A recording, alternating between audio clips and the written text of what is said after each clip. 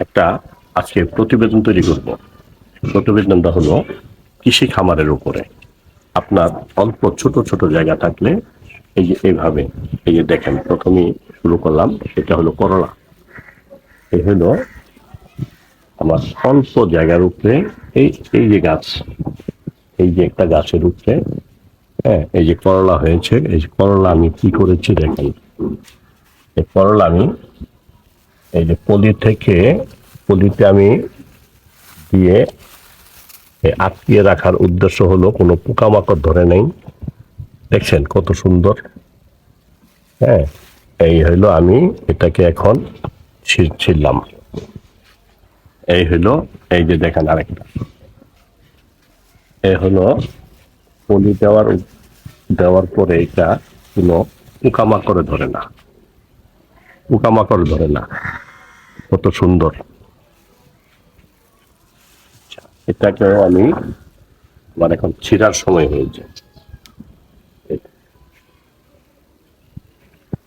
তাহলে এইভাবে এই যে আমি এগুলাকে, এই যে ভিতরে করলা, এই যে ভিতরে করলা, হ্যাঁ, আরো এখানে আরো এই যে আমি দেখাইতেছি, এই যে আমার কাছে আরো ছোট ছোট হয়েছে। আমি এখন পলি দিব এগুলাকে, এই যে পলি দিব। আমার এই যে পলির ভিতরে আরো আছে, এই যে পলির ভিতরে আরো আছে।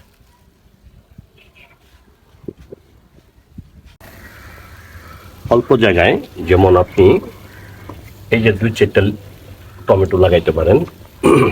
এই যে টমেটো গুলা, এই যে দেখেন, এই ঝুকায় টমেটো এরকম আপনি বাসা বাড়িতে, হ্যাঁ, 2-4টা টমেটো গাছও লাগাইতে পারেন। আপনার অল্প জায়গা থাকলে এই যে এইভাবে, এই যে মরিচের গাছ দেখছেন, হ্যাঁ, এইভাবে 2-4টা মরিচের গাছ লাগাবেন। এইভাবে ঝুকায় ধরে থাকবে। আপনার এই বাসা বাড়িতে আপনার কিনে খাইতে হয় না। এইভাবে ঝুকায় মরিচ হয়ে থাকবে, আপনার জন্য সুবিধা। এ হলো বেগুন গাছ। যদি আপনার বাসা বাড়িতে এরকম 2-4-5টা বেগুন গাছ থাকে, এই যে দেখেন, এই যে দেখতে পাচ্ছেন,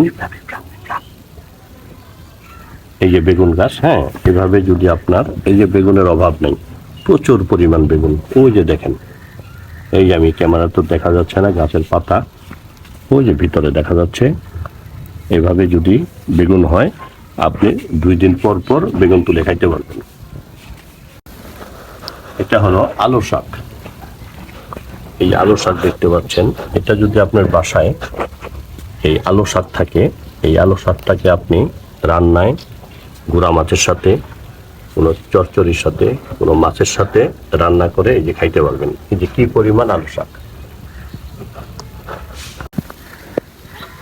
আপনার যদি বাসায় একটা লেবু গাছ থাকে, তাহলে আপনাকে লেবু কিনে খাইতে হবে না। যেমন এই যে দেখেন, এই যে আমার লেবু গাছ, কি পরিমাণ ঝুকায়, যেরকম পাতা তার থেকে বেশি লেবু। এই যে আরো কাছ থেকে আমি দেখাই, কি পরিমাণ লেবু দেখেন। এটা হলো চিকলেট লেবু গাছ।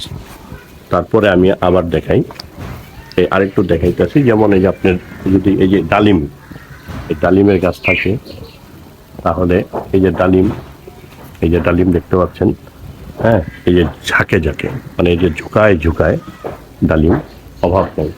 এই যে দেখতে পাচ্ছেন, ডালিমের অভাব নেই। এরকম একটা ডালিম গাছ থাকলে আপনি নিজেও শান্তি মতো খাইতে পারবেন। আপনার বাসায় একটা তেজপাতা গাছ থাকলে, এই যে দেখতে পাচ্ছেন, এটা হলো তেজপাতা। হ্যাঁ, তেজপাতাটা বাড়তি হইলে আপনি আপনার এলাকার সকলকে দিয়ে খাইতে পারবেন। এই হলো, যদি একটা তেজপাতা থাকে আপনার জন্য যথেষ্ট।